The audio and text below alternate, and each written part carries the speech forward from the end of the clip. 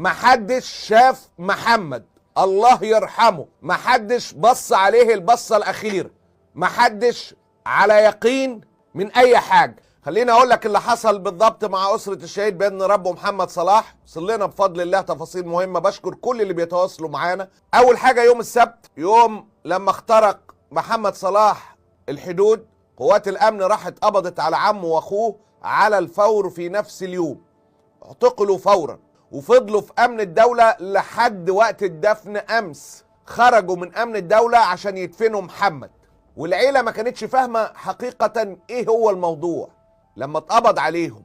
إيه السبب؟ هل ده ليه علاقة بمحمد عمل حاجة في الجيش، ولا هما الاتنين عملوا حاجة؟